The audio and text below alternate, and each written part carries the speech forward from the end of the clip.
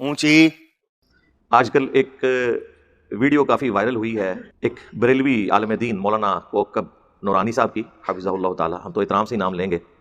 یہ ہمیں پتہ ہے کس طرح ہم اپنے دل پر پتھر رکھ کے ان لوگوں کے نام احترام سے لیتے ہیں جن کے عقائد کے اندر اس طرح کی خرابیاں ہوتی ہیں. بہرحال جو زندہ ہے اس کو دعا دینی چاہیے. تو آج کل انہوں نے ایک، چونکہ آپ کو پتہ ہے ملک کے اندر ایک سیاسی صورتحال اس طرح کی گرما گرمی ہے، اس میں انہوں نے اپنی انٹری ماری ہے اس حوالے سے، جس میں انہوں نے کہا کہ یہ جو پاکستان کے حکمران ہیں نا، یہ تو آتے جاتے رہتے ہیں، کبھی کوئی آ گیا کبھی کوئی. اصل جو پاکستان کے حکمران ہیں وہ داتا صاحب ہیں. اسلامی جمہوریہ پاکستان اس وطن میں ایک تو ہے ملکی حکمران جو بدلتے رہتے ہیں، مگر اس ملک کے روحانی تاجدار اصل بادشاہ میرے داتا صاحب رحمت اللہ تعالی علیہ حضرت سیدنا علی بن عثمان حجویری المعروف سیدنا داتا گنج بخش رضی اللہ تعالی عنہ. ہاں، علی بن عثمان حجویری جن کا مزار لاہور میں ہے. تو سر اگر کوئی یہ بات کرے اور ہماری عقابی نظروں پہ وہ ویڈیو آ جائے اور ہمارے سینسٹیو کان کی باتیں سن لیں، پھر آپ سمجھ سکتے ہیں، آپ کی مسکراہٹ بتا رہی ہے کہ اس کے بعد ان کے ساتھ کیا ہوگا. یہ تو ہم بعد میں بولیں گے کہ بابت شاہی کوئی نہیں، یہ بعد میں بولیں گے. بات یہ ہے کہ یہ مرے ہوئے لوگ جو دنیا سے چلے گئے، جن کے مزارات کے اوپر دہشت گردوں نے بم پھاڑے اور کم از کم 55 کے قریب لوگ شہید ہوئے وہاں پہ، اور وہ ان بموں کو نہیں پکڑ سکے، جو کہ کل تک 1965 کی جنگ میں راوی کے پل پہ آ کے قبر سے نکل کے انڈیا کے بم پکڑتے تھے. تو اس کا مطلب ہے وہ بھی سٹوری تھی، کہانی تھی. ہماری 65 کی جنگ میں داتا صاحب خود جو ہے وہ جنگ میں لڑ رہے تھے، خود داتا صاحب. اور یہ باتیں جرنلوں نے لکھی ہیں، جو جرنل ہے اس زمانے کے. راشد دیکھتے سب کوئی سبز چولے اللہ تے سفید داڑھی شریف والا بابا ادھر گولا میں پھڑ کے مس کر دیتا. اچھا اب یہ باتیں کریں گے، وہ کہیں گے جی کعبے میں بھی تو کرین گری تھی.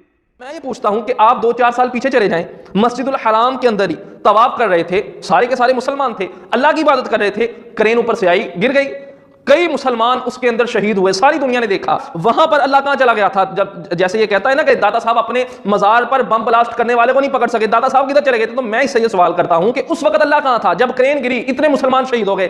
رکو ذرا، صبر کرو، جواب دیتے ہیں اس کا بھی، وہ ہم ہی دیں گے.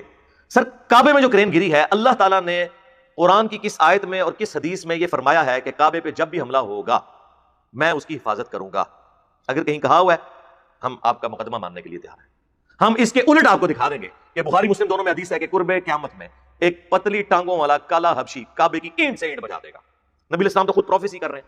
یزید ابن معاویہ کے دور کے اندر صحیح مسلم میں آتا ہے کہ کعبے کے اوپر منجنیق سے بمباری کی گئی، غلاف کعبہ بھی جل گیا، کعبے کی ایک دیوار بھی ڈیمیج ہوئی، جس کی وجہ سے بعد میں عبداللہ ابن زبیر نے اسے دوبارہ سے تعمیر کیا اور حتیم کو پھر کعبے میں دوبارہ داخل کیا، پھر حجاج ابن یوسف نے دوبارہ سے اس کو توڑا اور پھر حتیم کو باہر نکالا.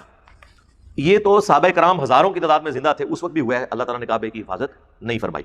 وہ ایک معجزانہ واقعہ ہے جو اللہ تعالیٰ نے اسپیشلی ابراہ کے لشکر کے پوائنٹ آف ویو سے کیا، کیونکہ اس سال نبی علیہ السلام کی پیدائش ہونی تھی.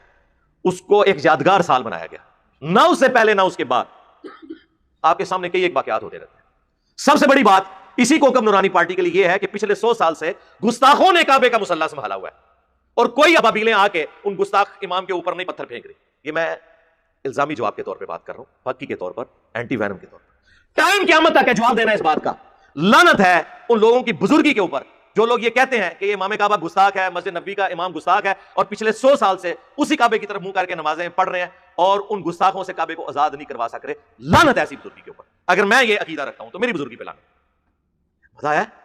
ٹائم قیامت تک ہے جواب دینا ہے. سارے جنوں انس جمع کر لیں، اپنے مرے زندہ سارے بزرگ جمع کر لیں اور اس کا جواب دیں.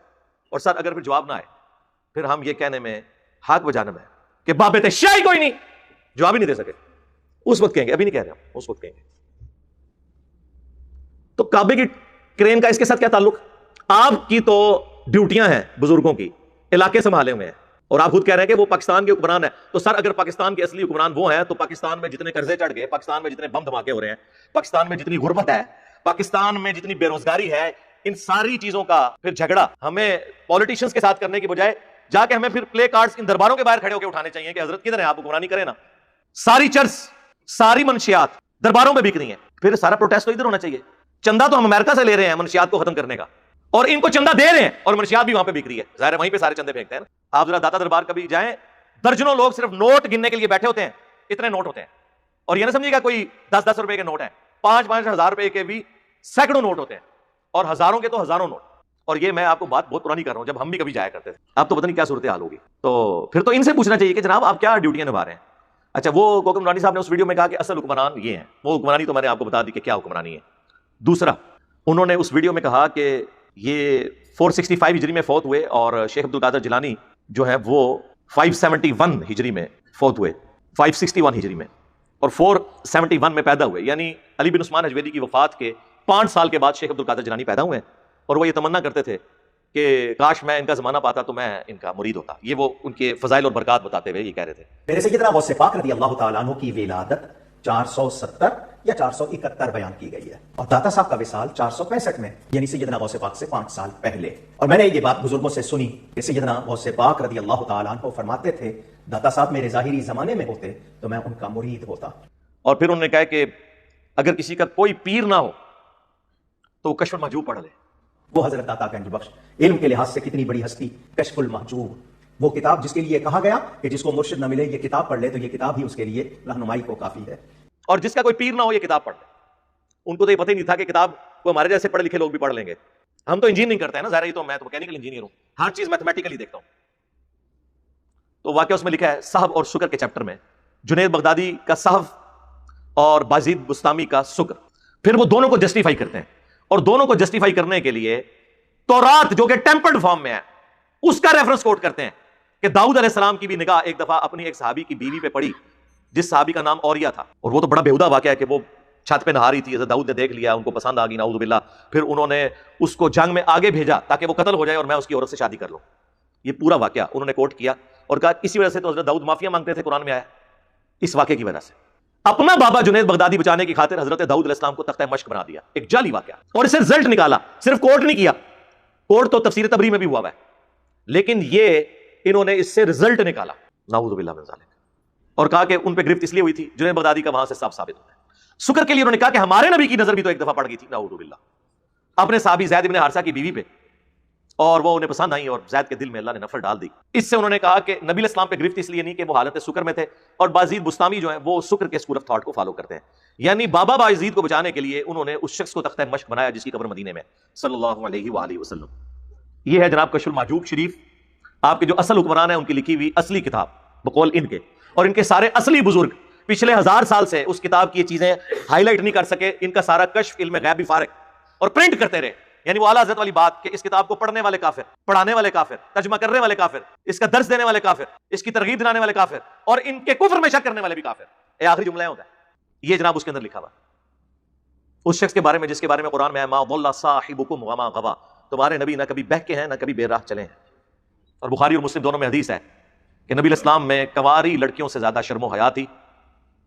آپ علیہ السلام کو جب کوئی چیز ناگوار گزرتی تو آپ کے چہرے مبارک پہ اس کے آثار آ جاتے تھے، اتنی شرم و حیا تھی کہ آپ کے چہرے سے صحابہ اندازہ لگا لیتے تھے آپ کو یہ بات بری لگی ہے، اپنے ایکسپریشنز کو بھی حضور کنٹرول نہیں کر سکتے تھے اتنے۔ اور یہ جو بالکل سادہ لو انسان ہوتا ہے نا، صاف ستھرا، یہ اس کی نشانی ہوتی ہے۔ کشف المحجوب میں یہ بکواسیات لکھی ہوئی ہیں زید بن حارثہ کی بیوی کے بارے میں، ٹائم قیامت تک جواب دینا، چھڑول نہیں مارنی، علمی جواب دینا۔ تو ہمیں تو موقع ملا، اس ساری محفل کا ثواب ہم اصالے ثواب کرتے ہیں جناب اعلیٰ حضرت کوکب نورانی صاحب کو کہ انہوں نے ہمیں موقع دیا کہ ہم دوبارہ سے وہ زخم چھیلیں ایسے کر کے۔ یہ میرا گولڈن کوڈ یاد رکھنا ہے، یہ میں فخر کے طور پہ نہیں کہہ رہا، اس کا لطف لینے کے لیے کہہ رہا ہوں کہ لوگ قرآن بخاری مسلم سے متاثر ہو کر بزرگوں سے الگ نہیں ہوئے، بلکہ ہم نے لوگوں کو بزرگوں سے متنفر کر کے ان کی تطہیر کی ہے، تو وہ بخاری مسلم اور قرآن سے جڑے ہیں۔